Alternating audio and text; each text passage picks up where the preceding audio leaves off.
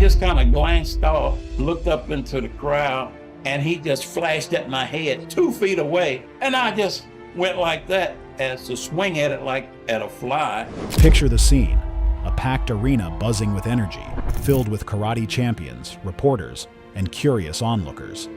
The year is 1967, and few in the West have ever seen Kung Fu in real combat. A young Bruce Lee steps into the spotlight at Long Beach International Karate Tournament. He begins with playful demonstrations. Push-ups balanced on 2 fingers, lightning-fast kicks, and movements too quick for the eye to follow. Then comes the challenge that will be remembered for generations. A fight that lasts only seconds, but rewrites martial arts history. His record-breaking fight against champion Vic Moore changed karate forever. Before the spotlight. Before Bruce Lee became a global icon, he was just another young man trying to prove himself in a world that didn't yet know his name. Born in San Francisco in 1940 but raised in the busy streets of Hong Kong, Bruce grew up in a culture where martial arts were more than sport. They were survival, discipline, and identity, and a lifeline in a city that threatened to squash him. As a teenager, Bruce found himself constantly in street fights. He was fast, bold, and fearless, but he needed direction. That direction came when he began training in Wing Chun Kung Fu under the legendary Ip Man. Wing Chun was unlike the flashy fighting styles seen in Chinese opera. It was close range, practical, and designed for real combat. Bruce absorbed its lessons quickly. Keep the movement simple, attack directly, and never waste energy. But even then, he couldn't help asking questions. Why block one way when another might be faster? Why limit yourself to a single style when every technique has something to teach? By the time Bruce moved back to the United States in the late 1950s, he was carrying more than just martial knowledge. He had a restless curiosity and a drive to prove that Kung Fu wasn't just an ancient tradition, it was a living, breathing system of combat. In Seattle, he opened a small martial arts school. Later, in Oakland and Los Angeles, his schools grew. He trained students of all backgrounds, boxers, karate practitioners, and even Hollywood actors who wanted to learn his methods. His philosophy was already forming. Martial arts should adapt, evolve, and flow, not be trapped in rigid patterns. Still, the martial arts world in America wasn't convinced. Karate was booming, judo was respected, and boxing had its established place in combat sports. But Kung Fu, to many, it sounded exotic, mysterious, and maybe even impractical. People wondered, could this slim, energetic young man really stand toe-to-toe with the karate champions of the day? That's why tournaments became Bruce's proving ground. It wasn't about trophies or medals. It was about showing, in front of packed audiences and skeptical experts, what he could actually do. His first major break came in 1964 at the Long Beach International Karate Tournament, where he stunned the crowd with his 1-inch punch and rapid-fire strikes. But 3 years later, in 1967, he returned to Long Beach. He was sharper, faster, and ready to show a side of himself that would leave combat history changed forever. The 1967 Long Beach Karate Tournament. By the summer of 1967, Bruce Lee was no longer just a curious face in the crowd. He had already left an impression at Long Beach 3 years earlier, but now he was returning to the same tournament with a purpose. The martial arts community had grown skeptical of Kung Fu's practicality. Karate dominated the American scene. Judo had Olympic prestige, and boxing was firmly established as the king of combat sports. The question buzzing around the arena was simple. Could Bruce Lee prove that Kung Fu wasn't just performance but real fighting? The tournament itself was stacked with talent. Champions like Chuck Norris, Mike Stone, and Joe Louis were in attendance. These men were household names in the karate world, and they were already known for record-breaking performances in tournaments across the country. If Bruce faltered here, in front of such legendary champions, his reputation might never recover. But Bruce didn't arrive timid or hesitant. He began with feats of strength and control. First came his famous 2-finger push-ups. With his body perfectly aligned and his fingers straight as rods, he lowered himself to the floor and pressed upward, balanced entirely on 2 digits. Gasps rippled through the audience. Even seasoned martial artists were stunned. This wasn't some circus trick. It was evidence of raw, functional power built through years of discipline. But he wasn't finished. He blindfolded himself and invited his student, Take Kimura, onto the stage. What followed was a masterclass in control. Kimura launched punches and kicks. Bruce intercepted them with ease and slipped past attacks as if he could sense them before they came. For the crowd, it was bewildering. How could someone fight effectively without sight? For Bruce, it was proof that mastery was about instinct, timing, and adaptability, not rigid form.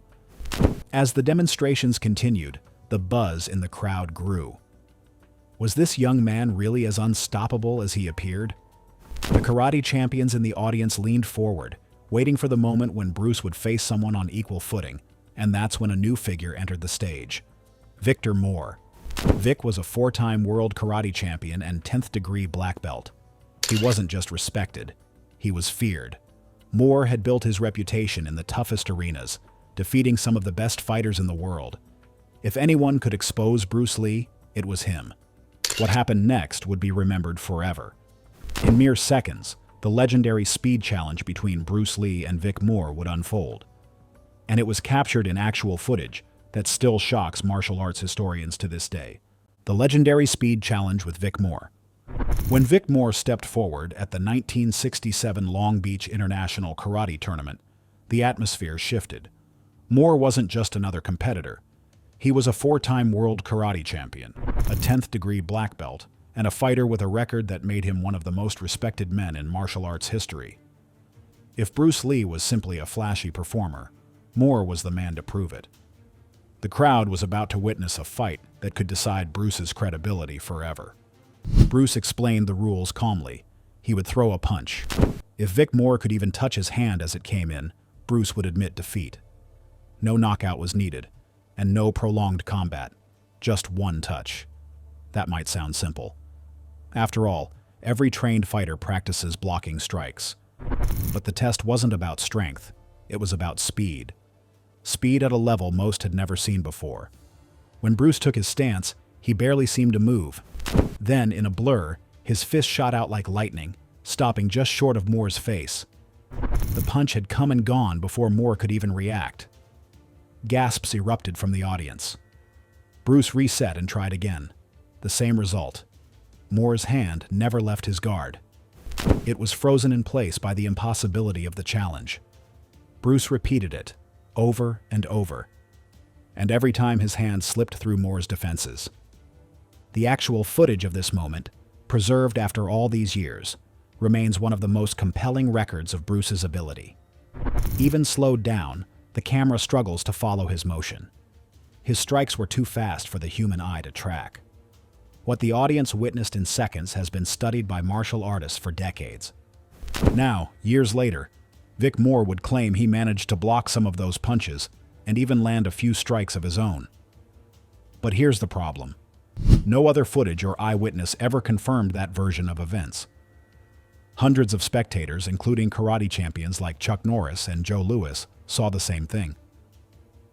The world champion was unable to lay a finger on Bruce Lee. For many, the debate ended right there.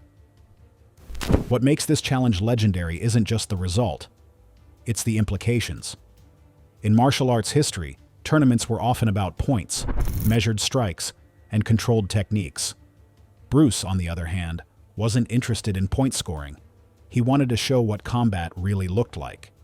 His philosophy was simple: intercept the attack before it even arrives. That principle became the heart of his own martial arts style, Jeet Kune Do, which literally translates to the way of the intercepting fist. And intercept he did.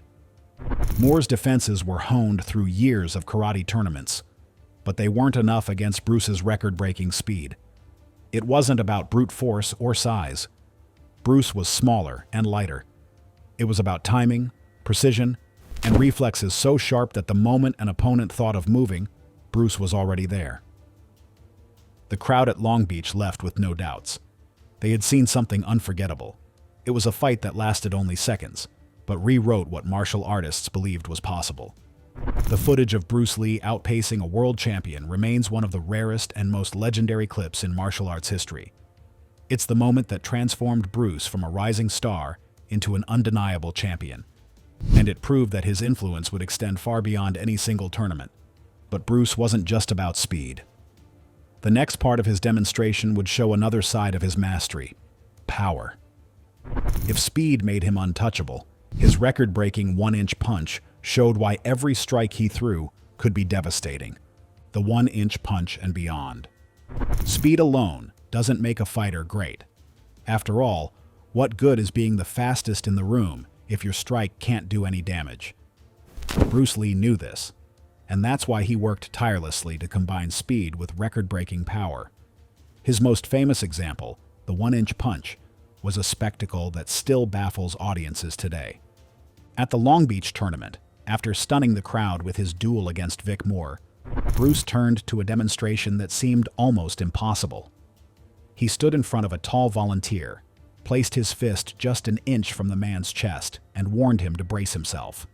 Then, with a short, explosive movement, Bruce delivered a punch that sent the man flying backwards several feet, crashing into bystanders. The crowd went wild. Even when the footage is slowed down, you can see that Bruce's body hardly moves. Yet the force is undeniable. How did he do it? It wasn't magic, it was biomechanics. Bruce had studied how to generate maximum force with minimum movement. He trained his fast-twitch muscle fibers relentlessly and built the ability to explode on command.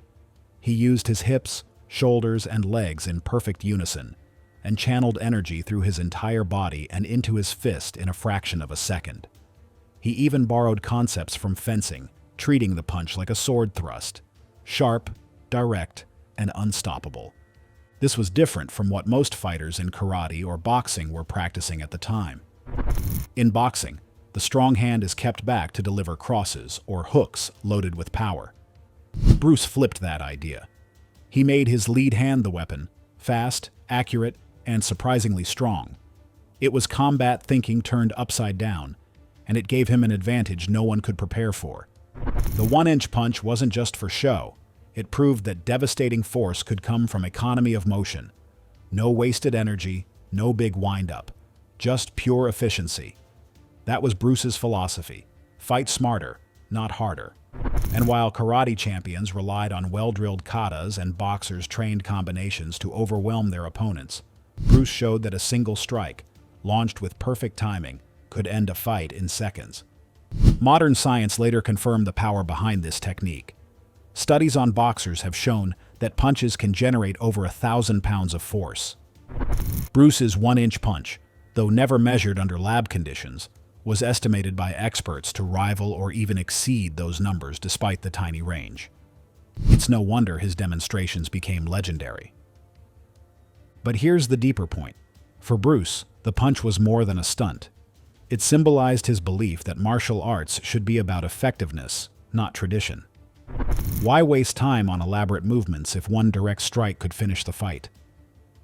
That thinking would form the bedrock of Jeet Kune Do, the martial arts philosophy he was about to unveil to the world.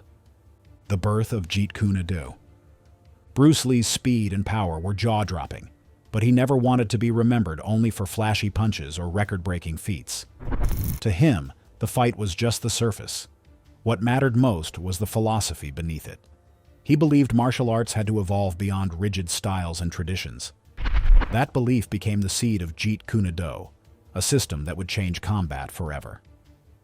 At the time, karate, judo, and kung fu were often taught with strict rules.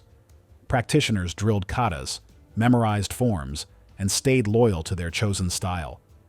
Bruce respected tradition, but he also saw the limitations. What if a move looked beautiful in practice but failed in a real fight?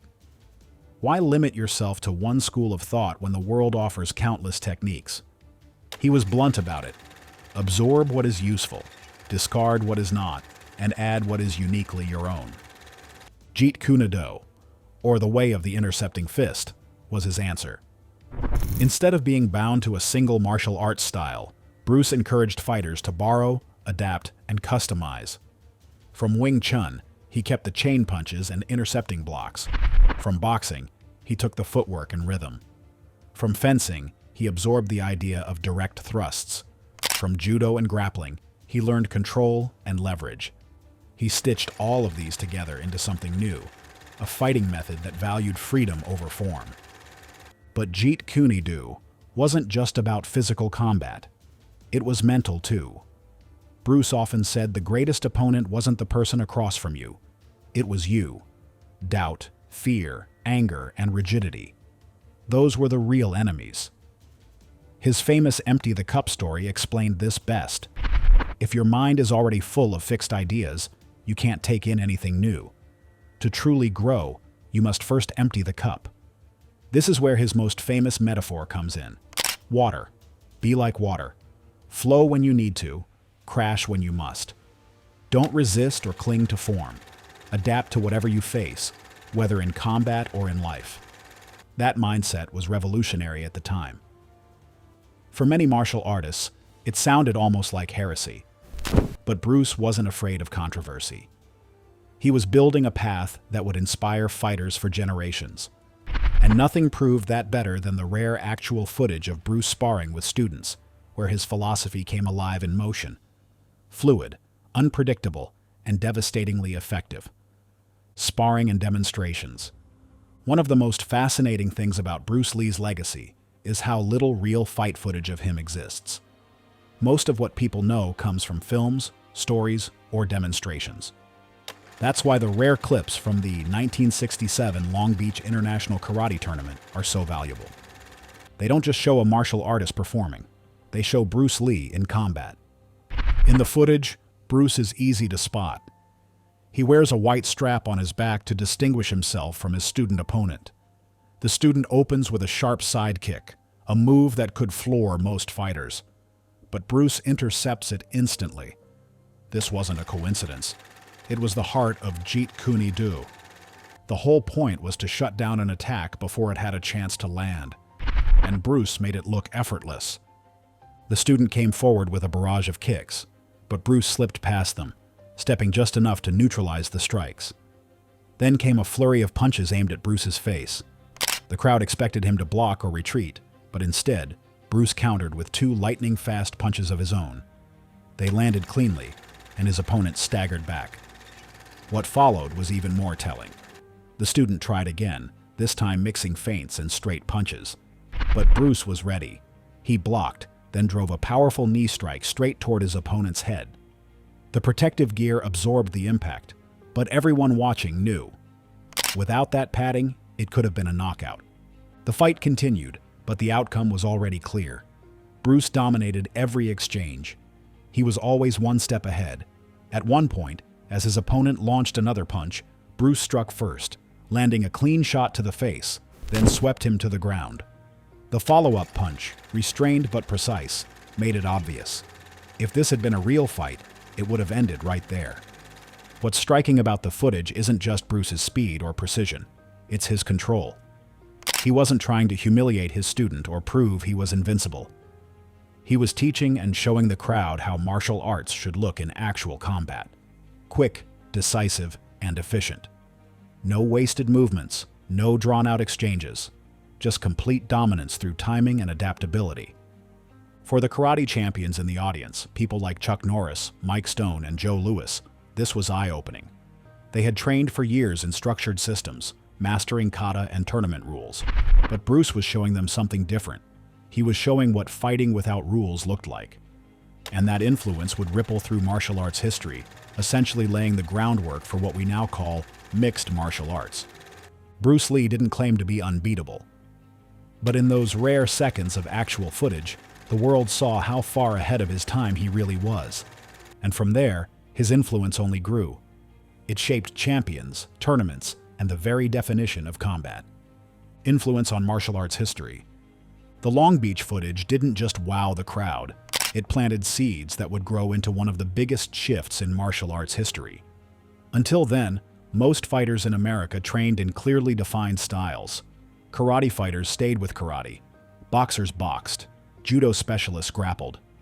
Everyone had their lane. Crossing into another style was almost unheard of. Bruce Lee shattered that wall. By showing karate champions that kung fu wasn't just theatrical but brutally effective, he forced them to rethink what combat could be. Chuck Norris, Joe Louis, and Mike Stone, names that defined the karate tournament circuit, were all in that audience.